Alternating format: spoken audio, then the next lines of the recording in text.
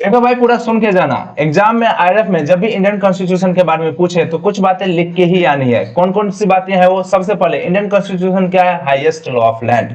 ये चार चीजों के बारे में बताता है। कौन कौन से चार चीजें हैं भाई? तो fundamental rights of citizen, duties of the citizen, उसके बाद बताता है गवर्नमेंट कैसे काम करता है, पावर ऑफ डिस्ट्रीब्यूशन सेंटर पे एंड स्टेट पे कैसे होता है।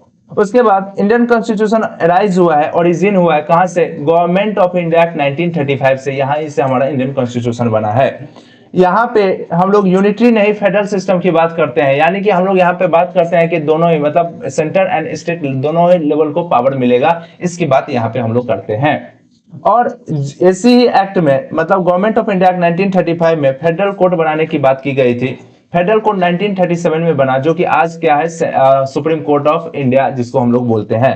तो फेडरल कोर्ट 12 साल तक काम किया। फेडरल कोर्ट में 151 केसेस निपटाए गए थे और फेडरल कोर्ट में 3 जुरिस्डिक्शन था, यानी कि 3 चीजों पे काम करता था फेडरल कोर्ट। कौन कौन सा था वो? सबसे पहले ओरिजिनल केस भी यहाँ फाइल होते थे। दूसरी बात, अपील यहाँ किया जा सकता था एंड एडवाइजरी का काम ये करता था, यानी कि गवर्नर एंड जनरल को कोई भी अगर एडवाइस चाहिए होता था तो कौन देता था? तो फेडरल कोर्ट ही देता था। तो